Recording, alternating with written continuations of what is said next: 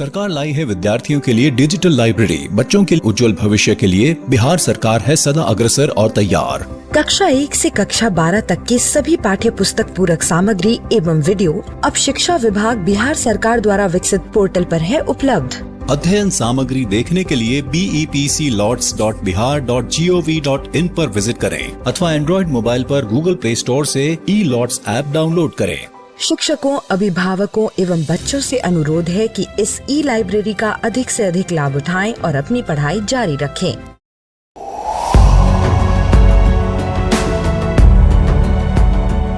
छठी से 10वीं कक्षा के विद्यार्थी ध्यान से सुने। खास आपके लिए हैं इंस्पायर अवार्ड्स मानक। DST और NIF द्वारा हर साल हो रहे इंस्पायर अवार्ड्स मानक के पहले राष्ट्रीय पुरस्कार विजेता हैं। विजेता आप भी हो सकते हैं, इसलिए किसी भी क्षेत्र में साइंस और टेक्नोलॉजी पर आधारित अपने इनोवेटिव आइडियाज के साथ तैयार हो जाइए। जानते हैं ना, आप में से 1 लाख स्टूडेंट्स को 10-10 हजार रुपए मिलेंगे अपने आइडियाज को प्रोटोटाइप बनाने के लिए। उसके बाद दुनिया सराहेगी आपका हुनर जब पहुंचेगा आपका आइडिया लोगों तक प्रोडक्ट के रूप में। तो अपने ओरिजिनल इनोवेटिव आइडियाज को स्कूल में जमा करें। बेस्ट आइडियाज आगे बढ़ाए जाएंगे ऑफिशियल वेबसाइट पर, और हाँ, जल्दी आज ही जमा करें। So good luck with inspire awards मानक।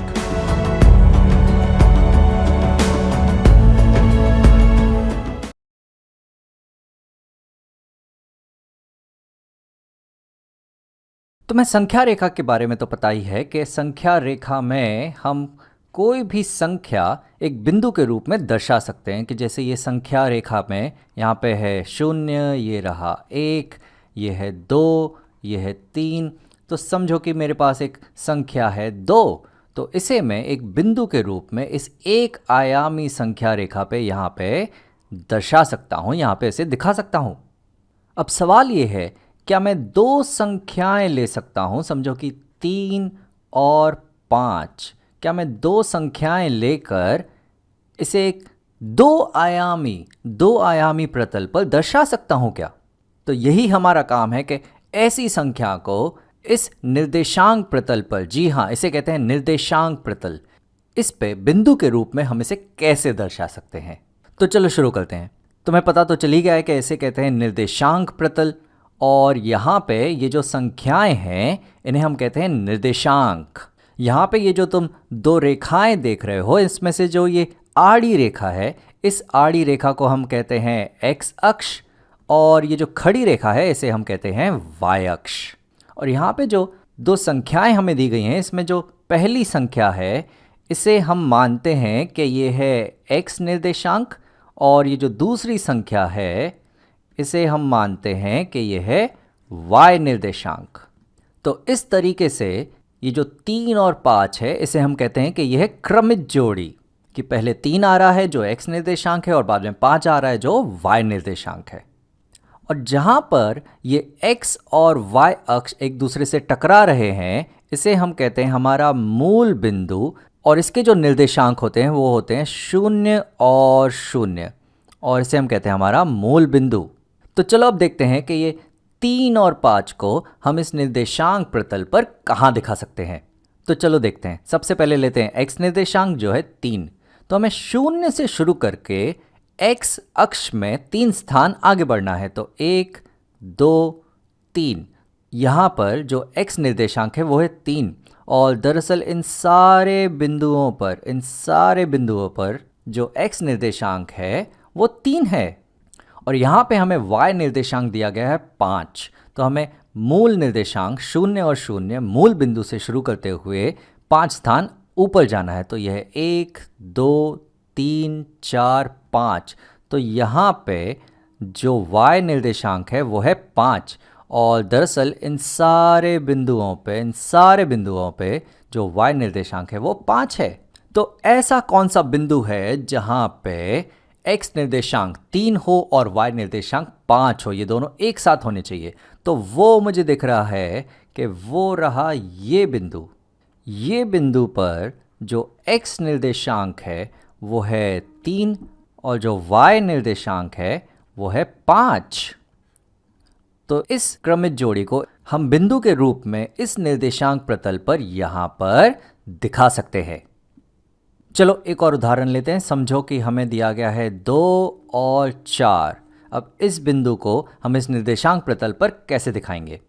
अब 2 जो है वो है x निर्देशांक, यानी कि हमें 0 से शुरू करके 2 स्थान आगे बढ़ना है। तो हम यहाँ पहुँचेंगे तो इन सारे बिंदुओं पे जो x निर्देशांक है वो है 2 और y निर्देशांक है यहाँ पे 4।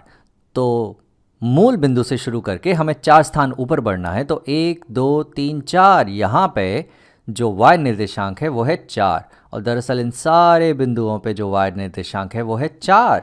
तो ये वो बिंदु है जहाँ पे x निर्देशांक 2 है और y निर्देशांक 4 है। तो ये रहा हमारा बिंदु 2 और 4। अब अगर मैं तुमसे पूछूं कि यहाँ पर अगर कोई बिंदु है मेरे पास तो इसके x और y निर्देशांक क्या होंगे? तो क्यों ना तुम इस वीडियो को यहाँ रोको और देखो कि इसके जो x और y निर्देशांक हैं वो क्या होंगे। तो चलो हम देखते हैं। अब इस बिंदु से अगर मैं खड़ी रेखा नीचे की तरफ खींच दूं तो ये जो रेखा है ये x अक्ष को 4 पे टकरा रही है, यानी इसका जो x निर्देशांक है वो है 4। और अब अगर इस बिंदु से एक आड़ी रेखा खींचूं और जो वो y अक्ष को यहाँ पे टकरा रही है 1 पे, तो इसका जो y निर्देशांक है वो है 1। तो ये जो बिंदु है, ये जो बिंदु हमें यहाँ दिया गया था, ये है 4 और 1। और ये अगर हम पहली बार करते हैं तो सिर्फ एक परेशानी होती है जिसका हमें बहुत अच्छे से ध्यान रखना है कि जो पहली संख्या है वो है x निर्देशांक और जो दूसरी संख्या है वो है y निर्देशांक। तो अगर इसे हम उल्टा कर दें तो हमें मिलेगा 1 और 4। अब 1 और 4 क्या होगा कि एक स्थान हमें आगे बढ़ना होगा x अक्ष में और 4 स्थान ऊपर। तो 1 2 3 4, 4 स्थान ऊपर। तो ये जो बिंदु होगा ये होगा 1 और 4। तो बस इस बात का ध्यान रखो कि पहला जो निर्देशांक है वो है x निर्देशांक और जो दूसरा निर्देशांक है वो है y निर्देशांक। निम्नलिखित क्रमित जोड़ियों को निर्देशांक पद्धति पर स्थापित करें और उनके चतुर्थांश लिखें। तो हमें कुछ क्रमित जोड़ियां दी गई हैं यहाँ पे जो हमें यहाँ स्थापित करनी है और हमें इनके चतुर्थांश भी लिखने हैं। तो चलो सबसे पहले चतुर्थांशों के बारे में बात कर लें। तो एक प्रतल को जब x अक्ष और y अक्ष 4 भागों में बांटता है तो इन 4 भागों को हम चतुर्थांश कहते हैं। और ये मान्यता है कि ये वाला जो भाग है इसे हम कहते हैं हमारा पहला चतुर्थांश, इसे हम कहते हैं हमारा दूसरा चतुर्थांश, ये होता है तीसरा चतुर्थांश और ये होता है चौथा चतुर्थांश। तो अब क्यों ना तुम इसे खुद से कोशिश करो और वीडियो को रोककर फिर वापस आओ। तो चलो इसे साथ में करते हैं। हमारी पहली क्रमित जोड़ी है 4 और ऋण 1। तो हमें मूल निर्देशांक से 0 से शुरू करके 4 इकाइयाँ आगे बढ़ना है और 1 नीचे। तो यहाँ पे आएगा 4 और ऋण 1। तो ये हमने यहाँ पे स्थापित कर दिया और ये तो मैं देख रहा हूँ ये है चौथे चतुर्थांश में, तो इसका जो चतुर्थांश है वो है चौथा। हमारी अगली क्रमित जोड़ी है 8 और ऋण 4। तो मूल निर्देशांक से शुरू करके 8 यानी कि आगे और ऋण 4 यानी कि नीचे। तो यहाँ पे हम पहुँचेंगे तो ये हमने स्थापित कर दिया 8 और ऋण 4 और ये भी चौथे चतुर्थांश में ही आया। चलो आखिरी जोड़ी देखते हैं क्या है। आखिरी जोड़ी है ऋण 5 और 5। तो मूल निर्देशांक से 0 से शुरू करके 5 बाई तरफ जाएंगे तो 1 2 3 4 5 और 5 ऊपर जाएंगे तो 1 2 3 4 5 हम यहाँ पहुँचेंगे। तो इसे हमने यहाँ स्थापित कर दिया और ये है दूसरे चतुर्थांश में। तो हमारा काम हो गया। निम्नलिखित में से कौन सा बिंदु स्थापित नहीं है? पहला है 3 और ऋण 2। तो 3 दाईं तरफ, 3 आगे और ऋण 2, 2 नीचे की तरफ। तो ये तो पहले ही मिल गया जो स्थापित नहीं है। चलो एक बार बाकी की पुष्टि कर लेते हैं। तो यह है 4 और ऋण 8। 4 दाईं तरफ, ऋण 8, 8 नीचे, ये है ऋण 8 और 3, ऋण 8 बाईं तरफ और 3 ऊपर, ये भी है। 4 और 6, 4 दाईं तरफ और 6 ऊपर, ये भी है। ऋण 1 और 0, ऋण 1 यहाँ पर और 0 यही रहेगा, तो ये भी है। तो हमारा जो पहला है ये यहाँ पे स्थापित नहीं है। चलिए एक और करते हैं। तो यहाँ पे हमारे पास है अगला प्रश्न, यह ऋण 5 और 0, ऋण 5 बाई तरफ और 0 कहीं भी नहीं, तो ये मिल गया हमें। ऋण 4 और 5, ऋण 4 बाई तरफ और 5 ऊपर की तरफ, तो ये तो यहाँ पे स्थापित नहीं है। मैं चाहता हूँ कि तुम वीडियो को रोककर बाकी बिंदुओं की पुष्टि करो। चलो आगे बढ़ते हैं, एक और प्रश्न लेते हैं। तो यहाँ पे हमारे पास है एक और प्रश्न, यहाँ पे हमारे पास है ऋण 8 और 4, ऋण 8 बाई तरफ और 4 ऊपर की तरफ, तो ये यहाँ पे स्थापित नहीं है। पहला ही मिल गया। मैं चाहता हूँ कि तुम बाकी बिंदुओं की भी पुष्टि करो।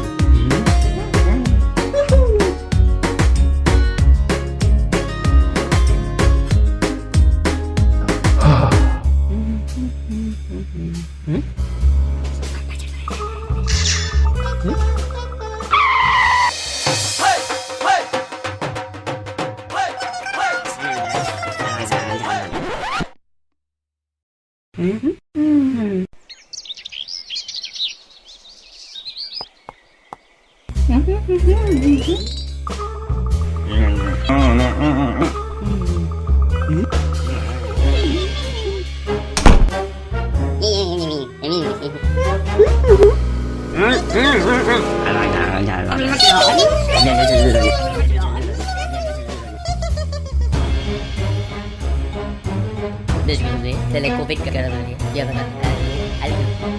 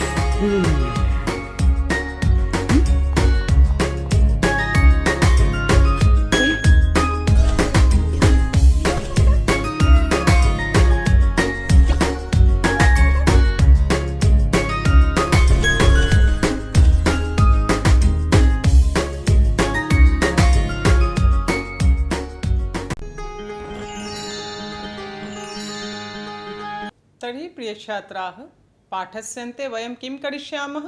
इदानीं वयम् अभ्यासस्य प्रश्नाः करिष्यामः। तो बच्चों, आज के अभ्यास में हम लोग सबसे पहले मौखिक अभ्यास करेंगे। इस क्रम में हमारा पहला प्रश्न है एक पदेन वदत, अर्थात आपको एक पद में उत्तर देना है।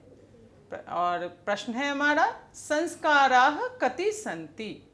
संस्काराः कति सन्ति, कितने संस्कार हैं? हमने पाठ में पढ़ लिया ना, पूरे कितने संस्कार हैं? बहुत सही, षोडश संस्काराः सन्ति। उत्तरम किम भवति? षोडश। और इस प्रकार से आपको मैंने एक प्रश्न बता दिया, बाकी के प्रश्न जैसा कि पहले की तरह ही आपको स्वयं करने हैं। और बढ़ते हैं अगले प्रश्न की ओर। तो बच्चों, प्रश्नों को करते हुए आपको कोई परेशानी तो नहीं हो रही? मुझे तो नहीं लगता कि कोई परेशानी होती होगी। पाठ को तो हमने बहुत अच्छे से पढ़ा है और अभी हमने मौखिक अभ्यास किया, अब लिखित अभ्यास की बारी है। तो बढ़े लिखित प्रश्नों की ओर। कौन कौन से प्रश्न करने हैं हमें? लिखित प्रश्नों के क्रम में हमारा पहला प्रश्न है एक पदेन उत्तराणि लिखत। एक पद में उत्तर लिखने हैं आपको। कैसे लिखेंगे? देखिए, प्रश्न है हमारा भारतीय संस्कृतेः परिचयः केभ्यः जायते। भारतीय संस्कृतेः परिचयः केभ्यः जायते। भारतीय संस्कृति की परिचय किनसे आप जानते हैं? भारतीय संस्कृति के विषय में किससे आपको परिचय मिलता है? तो पाठ के अनुसार हमने पढ़ा है ना, संस्कारेभ्यः। उत्तर क्या हुआ? संस्कारेभ्यः, अर्थात संस्कारों के द्वारा ही हमें भारतीय संस्कृति का ज्ञान होता है। और बढ़ते हैं अगले प्रश्न की ओर फिर। तो बच्चों, लिखित अभ्यास के क्रम में इन प्रश्नों की श्रृंखला में अगला प्रश्न हमारा है, और प्रश्न है हमारा, पूर्ण वाक्येन उत्तराणि लिखत। पूर्ण वाक्येन उत्तराणि लिखत मतलब पूर्ण वाक्य में आपको उत्तर लिखने हैं। और प्रश्न क्या है? प्रश्न है, संस्काराः मानवस्य कुत्र कुत्र योगदानं कुर्वन्ति। संस्काराः मानवस्य कुत्र कुत्र योगदानं कुर्वन्ति।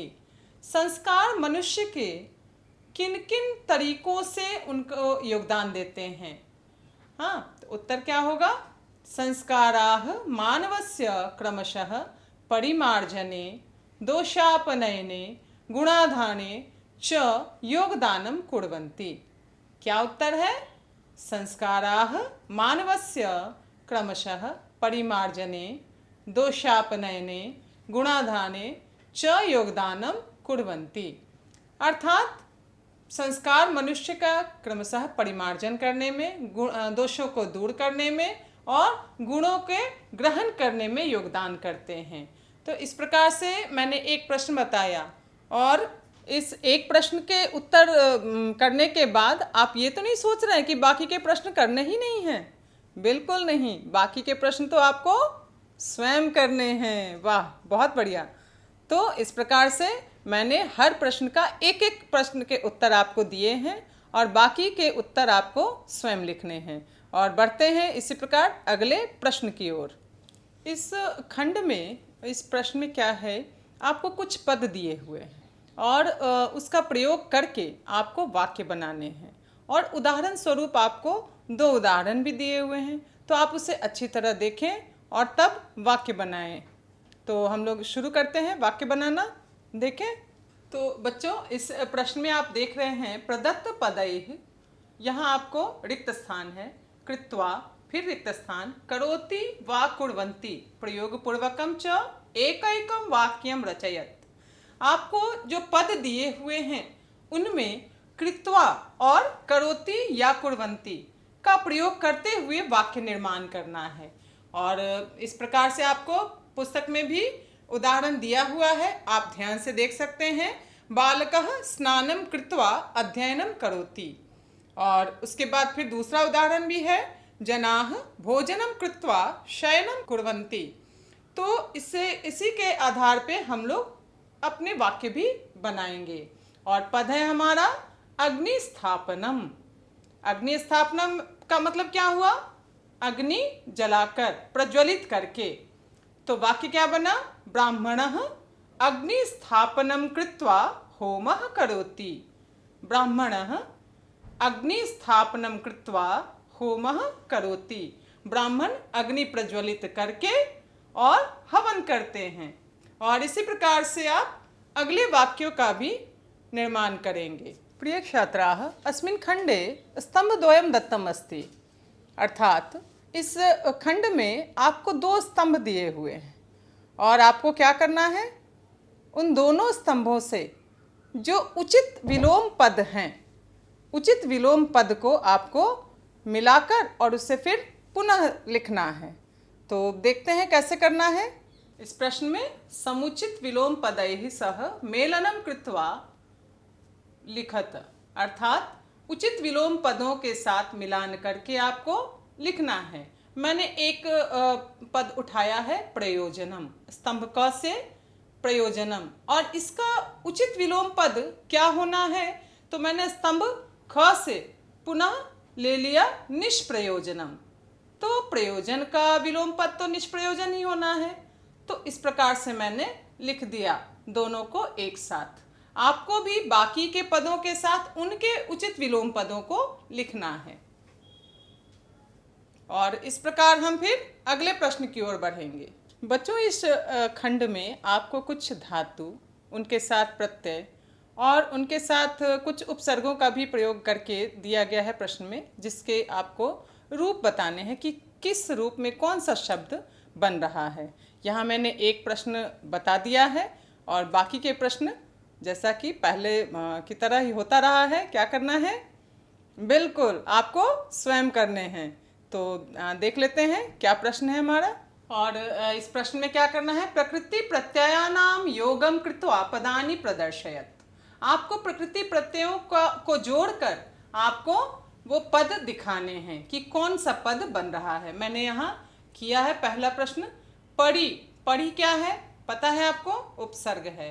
और धन मृज, मृज क्या हो गया? मृज धातु हो गई। ठीक है, धातु हो गया ये। उसके बाद अगला क्रम क्या है? नीच, नीच प्रत्यय है। और पुनः यहाँ ल्युट, ल्युट भी प्रत्यय है। तो यहाँ दो प्रत्ययों का इस्तेमाल किया, नीच और ल्युट। और इन सभी से मिलकर हमारा जो पद बना वो कौन सा पद बना? परिमार्जनम। क्या बना पद? परिमार्जनम। इस प्रकार से बाकी के रूप आपको स्वयं बनाने हैं। तो इस प्रकार हमने देखा, पहले हमने मौखिक प्रश्न किए, उसके बाद हमने लिखित प्रश्नों को किया, और अब किसकी बारी है? अब है वस्तुनिष्ठ प्रश्नों की बारी। तो आपने पाठ तो बड़े अच्छे से पढ़ा है, उसे हम और अच्छी तरह से किस में पढ़ेंगे? योग्यता विस्तार के सहारे। और योग्यता विस्तार आ जाने पे आप प्रश्नों का पूरे अच्छे ढंग से उत्तर कर सकते हैं, ये मेरा विश्वास है। आपको भी विश्वास होगा ना? बिल्कुल। तो अब वस्तुनिष्ठ प्रश्नों की श्रृंखला में हम कुल 25 प्रश्नों को उसका समाधान ढूंढेंगे और आप भी अपनी कॉपियों में उसे अच्छे से लिखेंगे। तर्हि प्रिय छात्राः, कः समयः अस्ति इदानीम्? इदानीं योग्यतायाः विस्तारः करणीयः। तर्हि योग्यतायाः विस्तारः तो भवेत् न?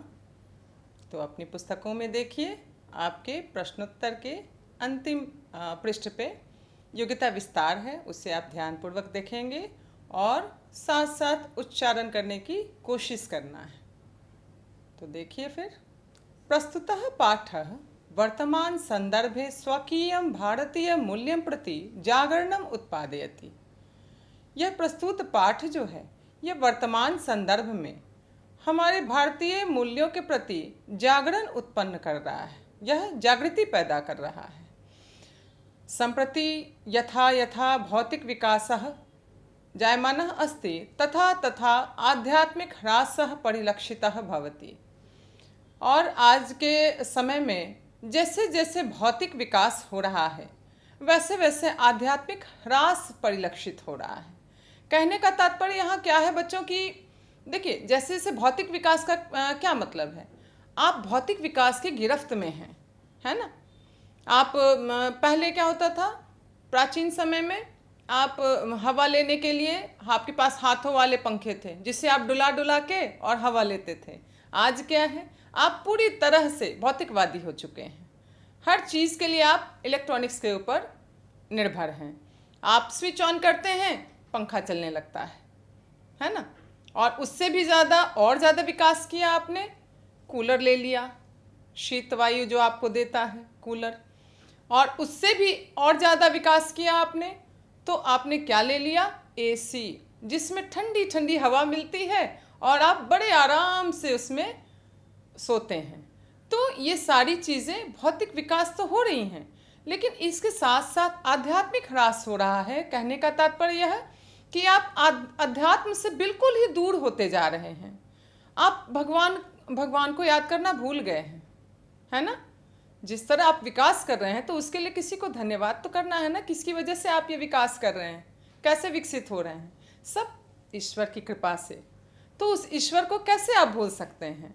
तो कहने का यहाँ तात्पर्य वही है कि आध्यात्मिक ह्रास परिलक्षित हो रहा है, आध्यात्मिक ह्रास होता जा रहा है। अस्यां स्थितौ भारतीय संस्काराः सार्वकालिकं जीवन मूल्यं संवर्धयितुं समर्थाः सन्ति। और इस स्थिति में भारतीय संस्कार जो हैं वो सार्वकालिक जीवन मूल्यों को बढ़ाने में समर्थ सिद्ध होते हैं। तो हमें क्या ध्यान देना है? हमें ध्यान देना है कि अपने संस्कारों को हम भूलें नहीं, बल्कि विकास के साथ साथ अपने संस्कारों को भी हम अपने साथ जीवन में रखें, है ना? और इससे आगे फिर क्या कहा? अतः संस्कृत शिक्षकस्य अनुसंधानेन संबद्धानां पत्रपत्रिकानां च सहयोगेन संस्काराणां वैज्ञानिकत्वं ज्ञातव्यम। और इसके लिए किसकी सहायता लेने को कहा गया? जी हाँ, बिल्कुल, संस्कृत शिक्षक की सहायता लेना है। उनके अनुसंधान के द्वारा और संबंधित पत्र पत्रिकाओं के द्वारा आपको क्या करना है? इस संस्कारों की वैज्ञानिकता को समझना है और जानकारी लेना है। क्योंकि कहा गया है, क्या कहा गया है? देखिए इस मंत्र के माध्यम से। तो बच्चों क्या कहा इसमें कि आप अपने शिक्षक की सहायता से, अनुसंधान के द्वारा और संबंधित पत्र पत्रिकाओं के द्वारा संस्कारों की वैज्ञानिकता का ज्ञान आपको ग्रहण करना है, एकत्रित करना है। और क्या कहा गया? यतो ही अस्माकं संस्काराणाम एकैकः पक्षः स्वास्थ्य विज्ञानस्य पारिस्थितिक तंत्रस्य समरस सामाजिक जीवन दर्शनस्य च दृष्टिकोणैः संपुष्टः सूक्ष्मश्च अस्ति। और क्या है? तो हमारे संस्कारों का एक एक पक्ष स्वास्थ्य विज्ञान के, पारिस्थितिक तंत्र के और सामाजिक जीवन दर्शन के दृष्टिकोण से बहुत ही संपुष्ट है। अतः एतेषां निरादरः निंदनीयः अस्ति। इसलिए इनका निरादर निंदनीय है, इनका निरादर बिल्कुल ही नहीं करना है। मौलाना इकबालः भारतीय संस्कारान एव उद्देश्य सगर्वम उक्तवान आसीत्।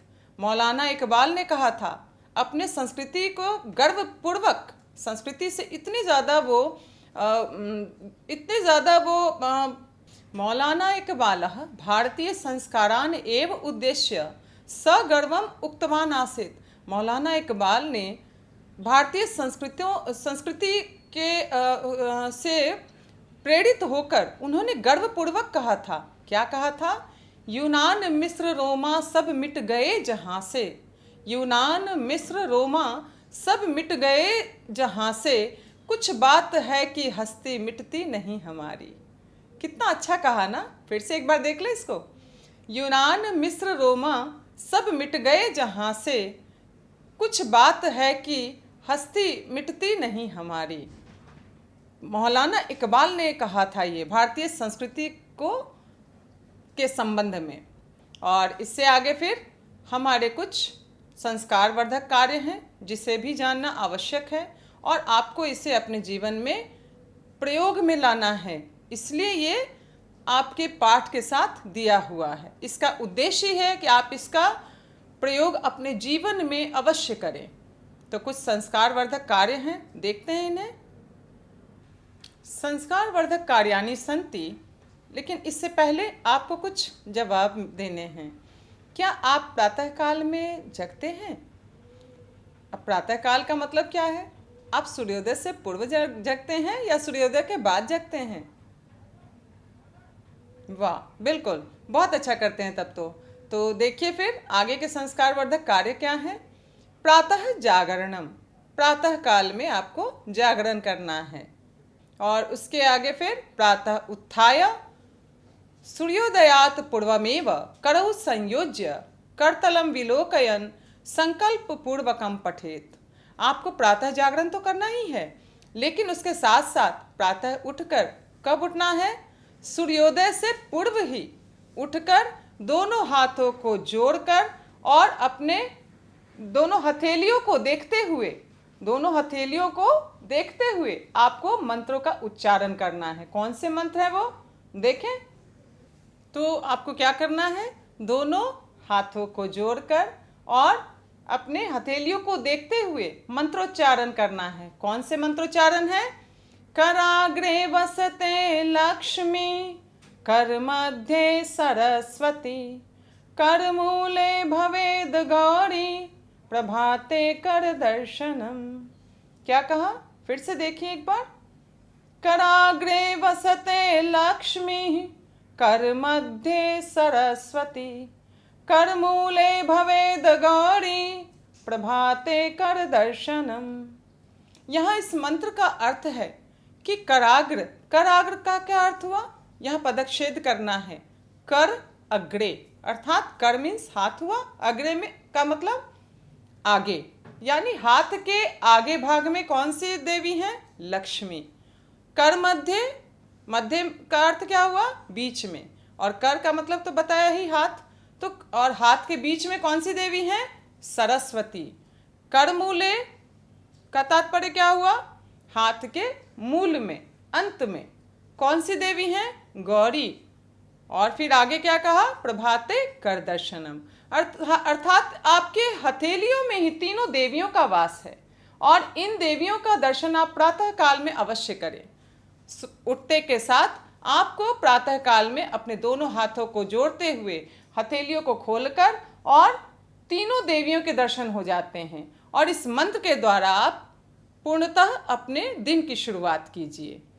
तो क्या कहा इसमें कि हाथ के अग्रभाग में लक्ष्मी, मध्य भाग में सरस्वती और मूल में गौरी हैं, इसलिए आपको प्रभात काल में अर्थात सुबह में हाथों का दर्शन करना चाहिए।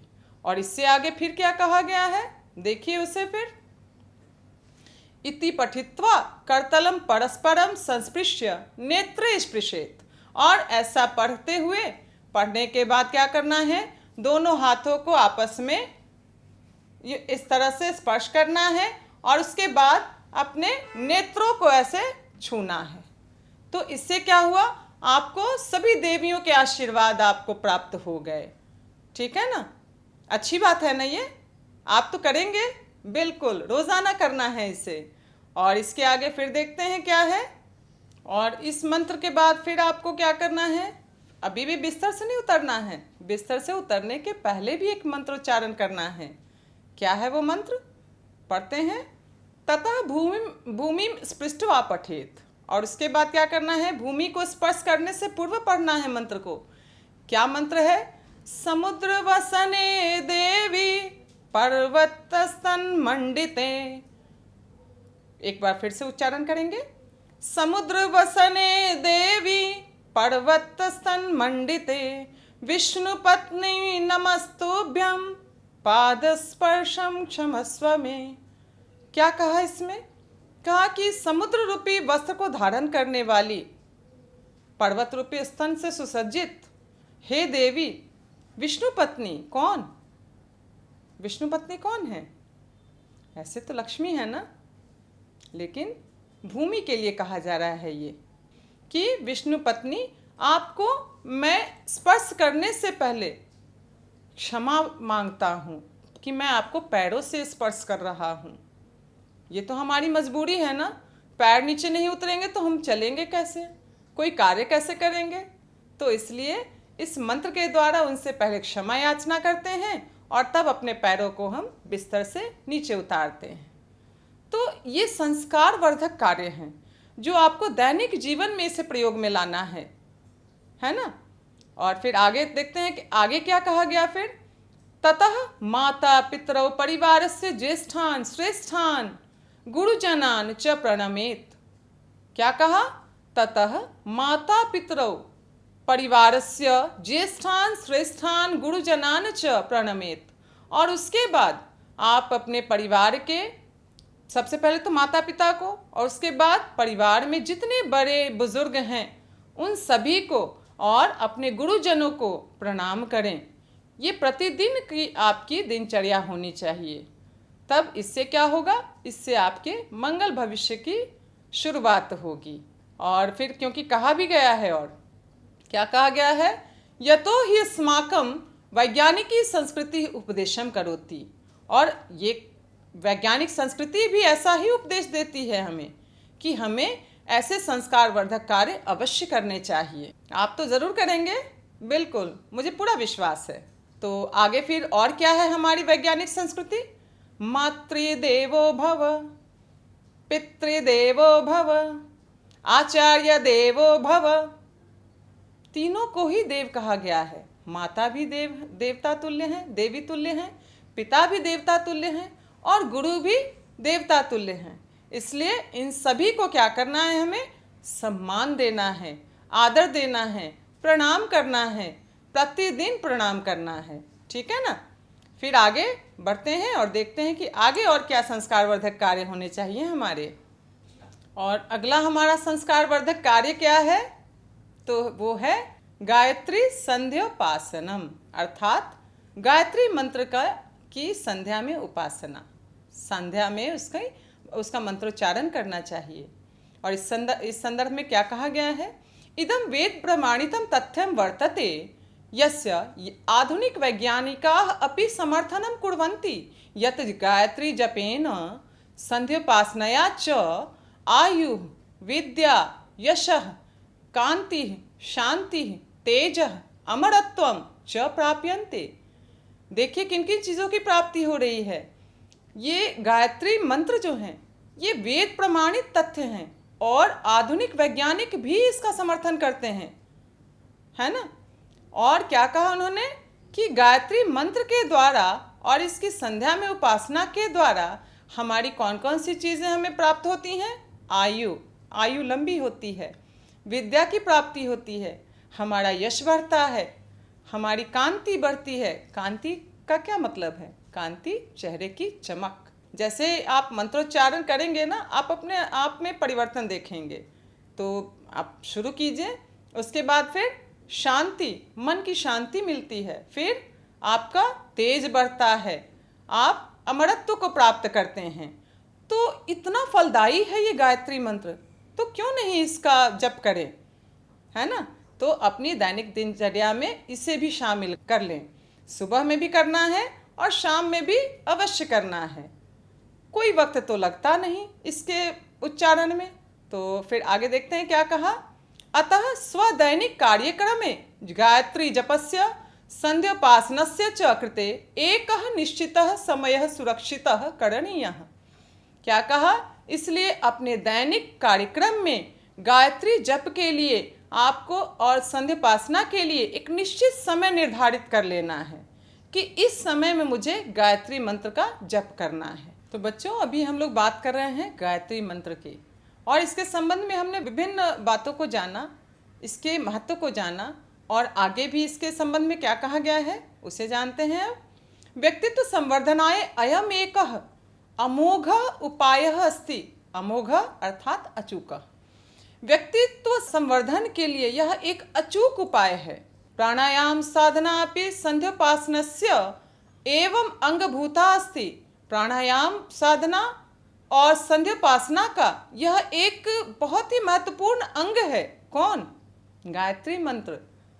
हाँ, मुझे पता है, इसका मैं आपको उच्चारित करके भी सुनाऊंगी, आप अवश्य ही करेंगे। संस्कृत शिक्षकस्य योग शिक्षकस्य च सहयोगेन अभिभावकानां च परामर्शैः अस्मिन् संबद्धे कार्यं करणीयम्। और क्या कहा? देखा, फिर से संस्कृत शिक्षक को लिया है ना। संस्कृत शिक्षक की और योग शिक्षक के सहयोग के द्वारा अभिभावक और अभिभावकों के परामर्श के द्वारा इस संबंध में अवश्य ही आपको कार्य करने हैं। तो आपको इच्छा हो रही है क्या गायत्री मंत्र सुनने की? तो सुन लीजिए और आप भी उच्चारण करेंगे। क्या है मंत्र हमारा? ओम भूर्भुवः स्वः तत्सवितुर्वरेण्यं भर्गो देवस्य धीमहि धियो यो नः प्रचोदयात्। ठीक है, ये मंत्र है और इसी का उच्चारण आपको करना है। किस समय? निश्चित समय पहले निर्धारित करेंगे, सुबह में और शाम में। तो फिर आगे अब देखते हैं आगे फिर और कौन से संस्कारवर्धक कार्य हैं हमारे। और आगे फिर क्या कहा? संस्काराणां महत्व प्रतिपादकानि बहूनि गीतानि लोक परंपरायां प्रसिद्धानि सन्ति। संस्काराणां महत्व प्रतिपादिकानि बहूनि गीतानि लोक परंपरायां प्रसिद्धानि सन्ति। और संस्कारों के महत्व को प्रतिपादित करते हुए बहुत से गीत हमारी लोक परंपरा में भी प्रसिद्ध हैं। और क्या कहा? तत्र उपनयन संस्कारे केश कर्तन काले गीयमानं संस्कार गीतमपि अत्र वर्णितमस्ति। का गीतमस्ति? तो उसे देखते हैं हम। क्या कहा कि यहाँ उपनयन संस्कार के समय, केस काटने के समय वहाँ कुछ संस्कार गीत गाए जाते हैं जो वहाँ की ग्रामीण जो होती हैं महिलाएं वो गाया करती हैं। और आपने भी देखा होगा जब आपका कभी मुंडन हुआ होगा या होने वाला होगा तो उस समय संस्कार आयोजन होगा और वहाँ पे महिलाएं एकत्रित होंगी। वैसे गीत गाने की परंपरा तो महिलाओं ने ही शुरू किया है ना, और ये तो उनका ही अधिकार है। तो इस अवसर पे भी एक संस्कार गीत इसमें दिया हुआ है, जिसे हम थोड़ा देख लेते हैं, सस्वर उसका गायन कर लेते हैं और आप भी इसके अर्थ को समझने की कोशिश कीजिए। इसमें नापित कहा गया है नाई को, जो बाल काटते हैं। तो उसी को संबोधित करते हुए ये कहा जा रहा है कि कैसे केस को काटना है। हमारी भारतीय परंपरा में तो है ना संस्कार में कि जिस संस्कार का भी आयोजन किया जाता है उससे संबंधित गीत गाने की परंपरा, तो ये हमारी प्राचीन परंपरा है। नापित शनै शनै शनै शनै बटो केशम मुंडाया शनै शनै रे नापित शनै शनै बटो केशम मुंडाया शनै शनै केशम मुंडाया रे नापित केशम मुंडाया रे नापित शनै शनै केशम मुंडाया शनै शनै यदि तुम बटो केशम मुंडायिष्यसि यदि तुम बटो केशम मुंडायिष्यसि बटो माता भूरि द्रव्यम दास्यति बटो माता भूरि द्रव्यम दास्यति रे नापे शनै शनै बटो केशम मुंडाया शनै शनै। तो कैसा लगा ये गीत? इसमें क्या कहा जा रहा है? कहा जा रहा है कि अरे नाई, आप बटुक के केश को धीरे धीरे काटो, है ना।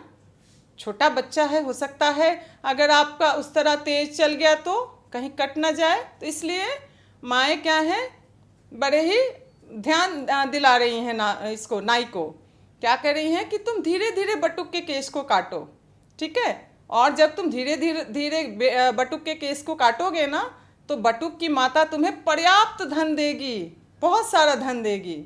इसलिए तुम धीरे धीरे आराम से उसके केस को काटो। तो अब इसके बाद बच्चों देखा आपने किस प्रकार से हमने संस्कारों की बात की और संस्कारों के महत्व को समझा, उसके अर्थ को समझा, और इसमें कुछ संस्कार वर्धक कार्य भी हमने देखे कि हमें कौन कौन से कार्य करने चाहिए। और उम्मीद है कि आप इसे अपने जीवन में अवश्य ही प्रयोग में लाएंगे। तो इस पाठ को तो बड़े अच्छे से हमने पढ़ लिया, समाप्त कर लिया, इसके प्रश्नोत्तर भी कर लिए, और आप भी अपने पुस्तिका में साफ और सुंदर अक्षरों में सभी प्रश्नों का उत्तर करके और उसे अपने मस्तिष्क में कंठस्थ कर लेना है। नए आइडियाज और इनोवेशन को आगे बढ़ाने का दुनिया का सबसे बड़ा मंच है इंस्पायर अवार्ड्स मानक, जहां कक्षा 6 से 10 तक के छात्र साइंस और टेक्नोलॉजी से संबंधित अपने आइडियाज और इनोवेशन को देश दुनिया तक पहुंचाने का मौका पा सकते हैं। स्कूल के माध्यम से जल्द अपने आइडिया को इंस्पायर अवार्ड मानक के वेब पोर्टल पर जमा करवाएं और अपने इनोवेटिव यात्रा की शुरुआत करें। ये करेगा आपके सपनों को साकार और एक नए नवसर्जक भारत का निर्माण। इंस्पायर अवार्ड्स मानक, इंस्पायरिंग इनोवेटर्स ऑफ टुमारो। ज्यादा जानकारी के लिए www.inspireawards-bst.gov.in पर जाएं।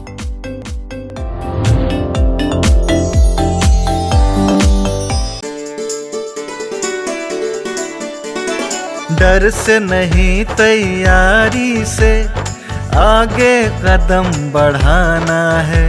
रुकी जिंदगी में चहल पहल वापस फिर से लाना है।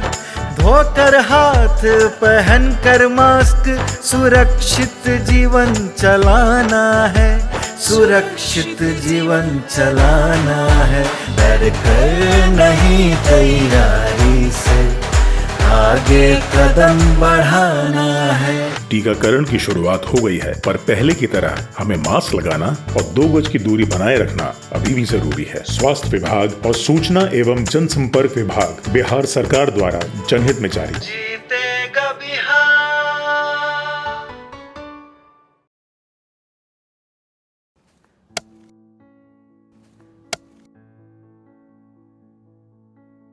अरे भाई राजू, क्या? अरे सुने कि कल चाचा कुछ बता रहे थे, क्या बोल रहे थे? हाँ, चाचा कल बहुत बढ़िया बात बता रहे थे। कह रहे थे कि हम लोगों को अपने बच्चा लोग के पढ़ाई लिखाई पे ध्यान देना चाहिए। सिर्फ स्कूल भेजने से कुछ नहीं होता। बात तो ठीक है, लेकिन हम लोग ये करेंगे कैसे? हम लोगों को तो पढ़ना लिखना भी नहीं आता है। हम भी यही सोच रहे थे। अरे वो देखो, मास्टर साहब भी सही टाइम पे आ गए। चलो उन्हीं से पूछ लेते हैं। मास्टर साहब प्रणाम। प्रणाम प्रणाम। मास्टर साहब, आपसे एक बात का जानकारी लेना था। हाँ पूछिए। अब हम लोग तो ठहरे कम पढ़े लिखे आदमी, हाँ। लेकिन हम लोग का बच्चा लोग स्कूल में जाके क्या करता है, क्या सीखता है, क्या पढ़ता है, ये हम लोग कैसे जानेंगे? बहुत आसान है। अच्छा कैसे? चलिए आप लोग स्कूल में, हम बताते हैं। जी जी चलिए। जी सर चलिए। चलो चलो। हाँ हाँ चलिए। हाँ हाँ हम उठा लेते हैं। चलो। आइए, ये देखिए, ये है क्लास 3 का अधिगम प्रतिफल पोस्टर। इसका मतलब है यदि आपका बच्चा वर्ग 3 में पढ़ता है तो उसे इस पोस्टर में जो लिखी गई सारी चीजें उसे जानकारी होनी चाहिए। ये क्या है? पक्षी। और ये क्या है? पेड़। यानी कि तीसरी कक्षा समाप्त होते होते आपका बच्चा पशु, पक्षी, फूल, पत्ती आदि के बारे में सीख जाएगा। हर क्लास और हर विषय के लिए अधिगम प्रतिफल पोस्टर बनाए गए हैं। आइए कुछ दूसरे तरीके जानते हैं। जी सर। ये देखिए, ये है हमारे बच्चों की कॉपियाँ और ये है सही का निशान। इसका मतलब है कि इस प्रश्न का उत्तर आपके बच्चे ने बिल्कुल सही दिया है। जितना ज़्यादा होंगे ये निशान उतना बढ़िया सीखा है आपका बच्चा। और ये क्या है? गलत का निशान। हाँ, ये है गलत का निशान और इसका मतलब है आपके बच्चे ने इस प्रश्न में कुछ गलती की होगी। और ये निशान जितना ज़्यादा होगा आपको अपने बच्चे पे उतना ही ध्यान देने की ज़रूरत है। लेकिन पूरे साल में हमारा बच्चा क्या क्या सीखा ये कैसे जानेंगे? बिल्कुल जानेंगे। उसके लिए भी हमारे पास कुछ साधन है। उनमें से एक है प्रगति पत्रक। इसके माध्यम से आप घर बैठे जान सकेंगे कि आपका बच्चा पूरे साल में क्या कुछ सीखा।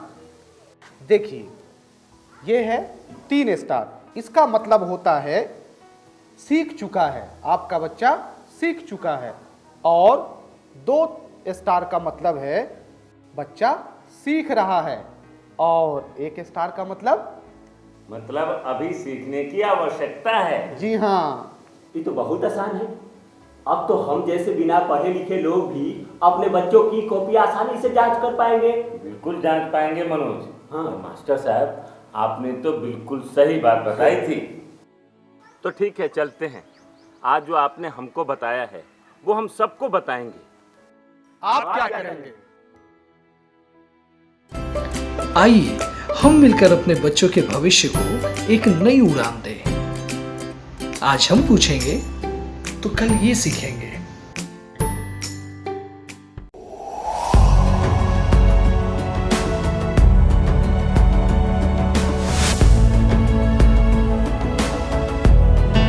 नमस्कार। आप शिक्षकों द्वारा दी गई अच्छी शिक्षा से आज लाखों विद्यार्थी इनोवेशंस कर रहे हैं। उन सभी को इंस्पायर अवार्ड्स मानक में हिस्सा लेने प्रोत्साहित कीजिए। करना है इतना कि आपके विद्यालय के 6ठी से 10वीं कक्षा के छात्र और छात्राएं साइंस और टेक्नोलॉजी पर आधारित अपने इनोवेटिव आइडियाज आपके पास जमा करें ताकि वो DST और NIF द्वारा आयोजित इंस्पायर अवार्ड्स मानक प्रतियोगिता में हिस्सा ले सकें। 1 लाख छात्रों को 10-10 हजार रुपए मिलेंगे अपने आइडियाज को प्रोटोटाइप्स बनाने के लिए। फिर छात्र डिस्ट्रिक्ट, स्टेट और नेशनल लेवल पर अपने इनोवेशंस को दिखाएंगे। फिर प्राइजेस और सम्मान पाएंगे। तो आज ही अपने स्टूडेंट्स को हिस्सा दिलवाएं इंस्पायर अवार्ड्स मानक में। सरकार लाई है विद्यार्थियों के लिए डिजिटल लाइब्रेरी। बच्चों के उज्जवल भविष्य के लिए बिहार सरकार है सदा अग्रसर और तैयार। कक्षा 1 से कक्षा 12 तक की सभी पाठ्य पुस्तक पूरक सामग्री एवं वीडियो अब शिक्षा विभाग बिहार सरकार द्वारा विकसित पोर्टल पर है उपलब्ध। अध्ययन सामग्री देखने के लिए bepclots.bihar.gov.in पर विजिट करें अथवा एंड्रॉइड मोबाइल पर गूगल प्ले स्टोर से ई-लॉट्स ऐप डाउनलोड करें। शिक्षकों, अभिभावकों एवं बच्चों से अनुरोध है कि इस ई लाइब्रेरी का अधिक से अधिक लाभ उठाएं और अपनी पढ़ाई जारी रखें।